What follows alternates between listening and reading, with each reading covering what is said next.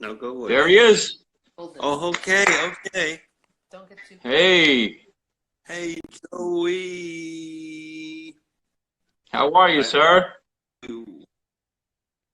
Well, So your video's a little fuzzy. It looks like you're lagging. Are you connected to your Wi-Fi? oh, Cheryl. Cheryl?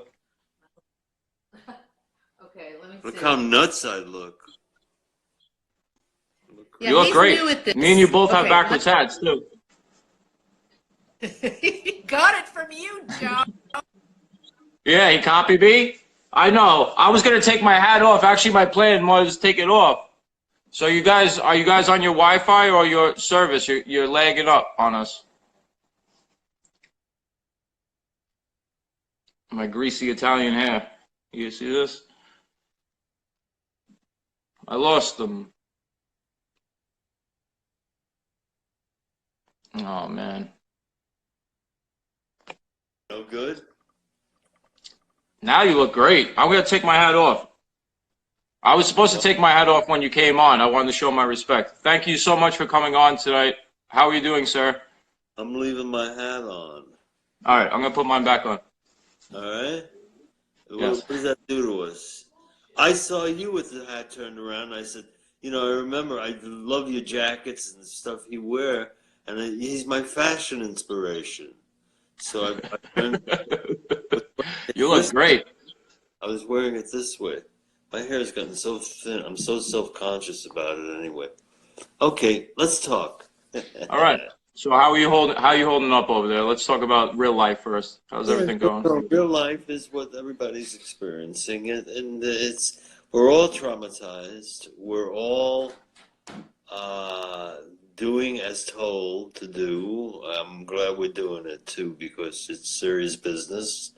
And I'm in the house a lot, catching up with some fantastic television shows. And I don't want to forget to say this because it's important to me, but there's a movie titled Cafe Maxine that is streaming on either. Did you see it? No. Yeah, well, you and Michael? Yeah, Michael. Bellissimo, bellissimo. Oh, Great job. Good. I want to make mention of that with Michael Imperioli Please. and who else is in it from The Sopranos? There are three Soprano players in it. Yeah, and the movie is fantastic. I'm very proud of it. I'm very proud to be part of it. And Michael is amazing, and Johnny is fantastic. Johnny V. And the woman in the movie is just she just knocks it out of the park. She's wonderful. So anyway, I love the guys. I love Michael. He's a good man. You guys have a special relationship with a lot of those guys, right? Because I know you did a great job on the Brooklyn Banker. That your role was amazing, and I say you guys have a special relationship, all you guys from the show, right? Federico, and yeah. I'm glad it has. I'm thrilled that it's lived through. Usually, you go through a show or a theater experience together, lives apart, and you don't see each other again, or you see each other. But we've gotten to work together again. Drea DeMeo, I worked with her on a movie titled Latin from Manhattan, and we're going to finish it in soon when this madness goes away. So I've gotten to work with Drea again. She was on last night. She did a show with Michael last night, and just like I said, I know we spoke on the phone earlier, and it's like, what are we gonna do? Talk about some TV show? Life is hard right now. What are we gonna do? But this is our escape. Yeah, it's a little escape, as small as it is. We've got some really nice comments about people like yourself coming on and just making us forget about how stupid and how crazy things are right now, and how hard it is for people to live. So it's like as much as it's hard to laugh, but it feels good to laugh. Life is hard for all of us right now. So the madness. Now the doctors are our heroes, of course. But since this recent madness, the doctors, before the madness, before the this insanity, it was for me. Journalists, comedians, performers were saving my life. They were my heroes every day. The good journalists, Comedians are the best. saving my life. Yeah. Translating what this insanity we're going through and finding out what is absurd and what is funny about it, and keeping you alive and not getting swept up in something that you feel so helpless. You feel so. They give you a kind of a hopeful feeling, when you see performers get up and do their craft and make you laugh. Because life can be so beautiful, right? I mean, comedy, acting, like you said, being creative, art, beautiful art. Sure. You start to appreciate life. Yeah, so it's great. You say, we're part of an industry that in the worst of times right now, whatever it is, for me, it's making a contribution because I sit and watch some great acting, I watch some good theater, and I watch a lot of political journalism, when it's good. That our world, the world of theater and the world of communication, is important right now. So we're part of something important, and that's communicate, to keep ourselves in touch with each other. I have phone calls I make every day to people. I know we have to do that. We have to recognize each other's existence more so than ever. And, that's great advice. And through theater, we're doing it. In a way, through theater, we're doing it. There's some great stuff on. Sopranos is still on. People, new audiences for Sopranos.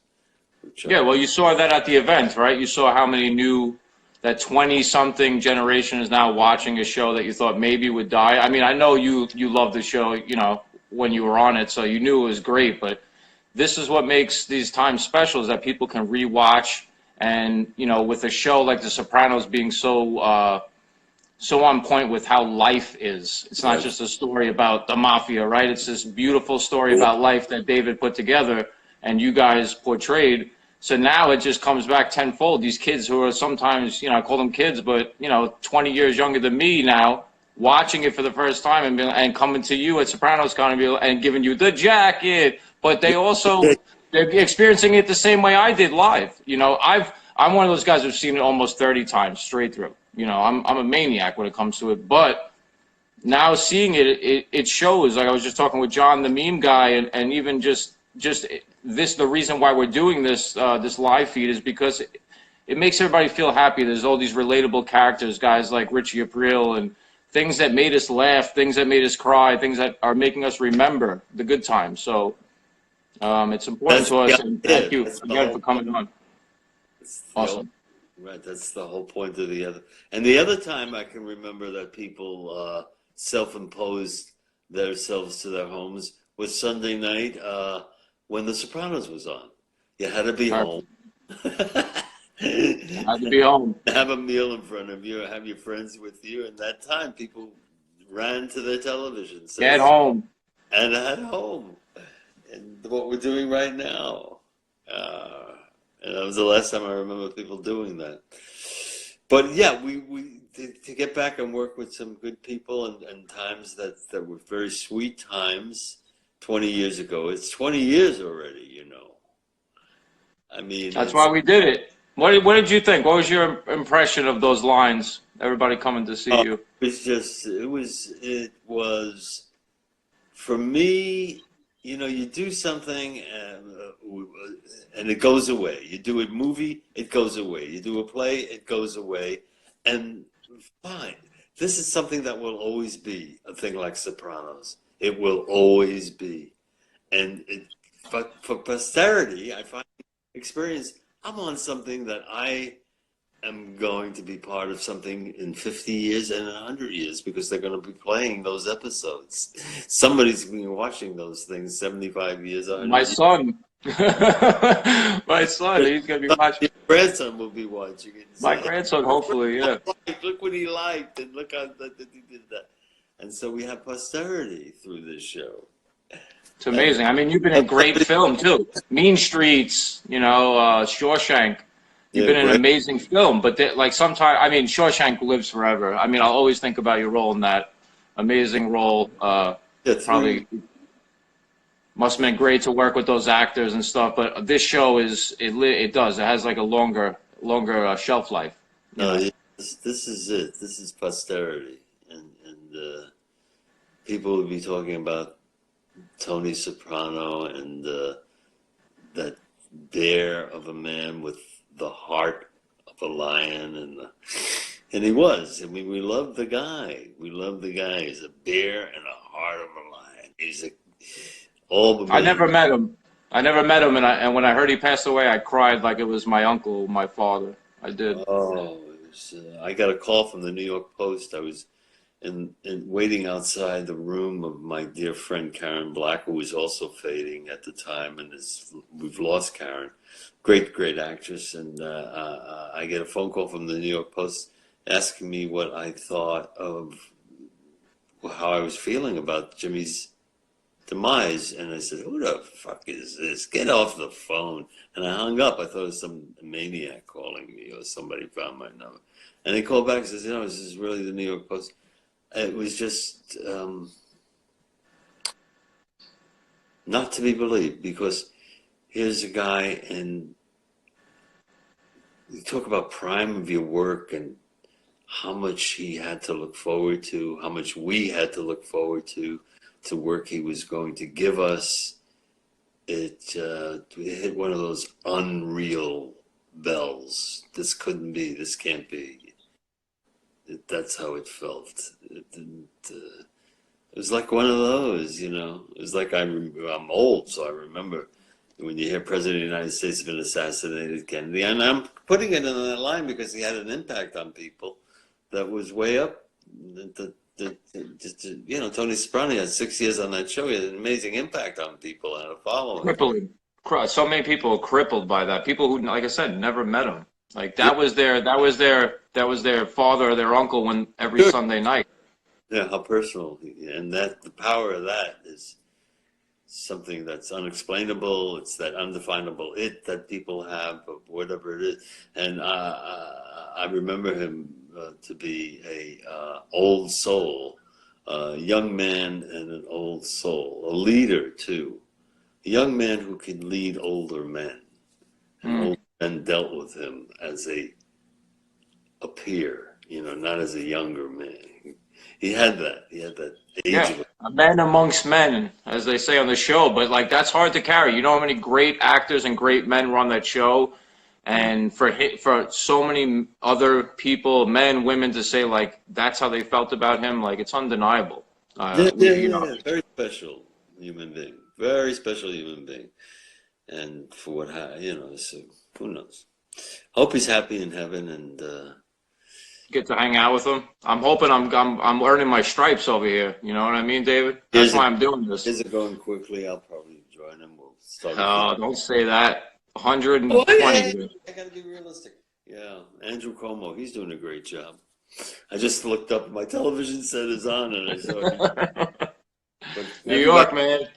Tough time to be in New York. But you probably could have. Anybody could have spelled that. I mean, there's just too many people doing. The rat race over here is crazy. I cried for New York yesterday. It's still my home. Still said I was born and raised in Brooklyn. Born and raised in Brooklyn, right? Yeah. Where at? Brownsville section, East New York. I was born and raised in the highest crime rate in the country at the time, something like that. We had a tough neighborhood, Brownsville, Brooklyn. Brownsville, yeah, tough.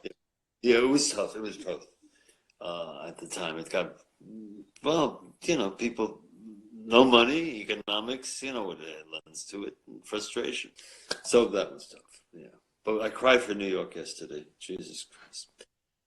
Ay.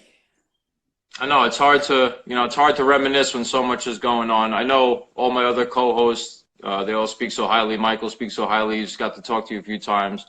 I don't want to push you too far, but the one question everybody asks is the fondest moment with James that you can think about on set, off set, anything you can give us. That was that moment that you're like, this guy's a great guy, or whatever it was, funny, whatever it is. He staged me on a hospital scene when Michael Imperioli was shot, and we were visiting him, and there was rumor that they wanted to that my character was going to be shot off the show, and he wanted me on the show. And he came to me and he said, "Look, do this. When you come up to me, put your hand on my shoulder. Just do that." And I said, "Okay." I went up to him in the shot, put my hand on his shoulder, and he put his hand on my hand, hoping that it was in the shot. And it was he wanted to give them an idea of how to keep Richie on the show. He's that kind of guy to do that for another guy, you know, to show that this relationship can maybe evolve into something that's. He was doing it to keep me on the show. That's all. Really? Because I heard that you were. That's I'm rare. sorry. I'm And sorry this to interrupt. business for people.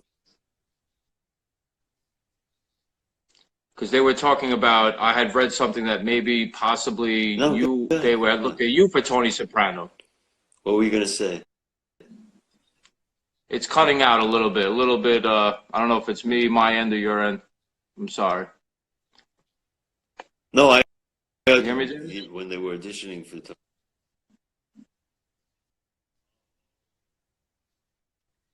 Well, we'll do this again. We'll do this again. I auditioned like a lot of other guys auditioned, and they had me back. And then they finally said to me, "You know, you look too right for this role." And I understood what they meant. You know, he should not look like a guy that was a member of the mob. He should look like a next door neighbor. And they knew that already. Somebody knew that already, or else they had Jimmy in mind. I don't know. It was one of those stories, and I remember telling it to somebody. You might have read it somewhere. That's it. So yeah, I look too right for the role. David, I'm hoping everybody got to hear that because I couldn't hear it on my end very much. What I had to give to the thing, and it was I loved it. So, and was jealous and terribly jealous when I didn't get it, and mad, and when I didn't get anything on it.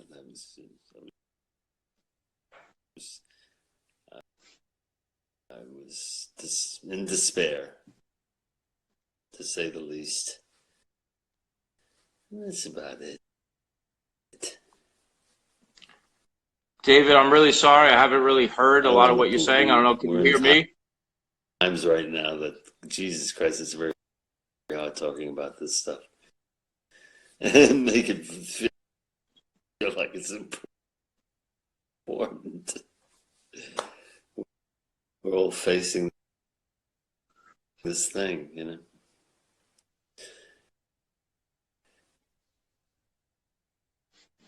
David, I can't. I'm really sorry, sir. I wish because it was such a nice conversation. But you're breaking up. Soft. I got very soft. Okay. All right, so I'm sorry. We'll catch up again. Thank you so much for trying. You want to try again? You want to jump on? No. Nothing? Everybody else can't hear him, right? No, the service cut out. Okay. I'm sorry very much, David. We're off. Thank you so much. I'm really sorry.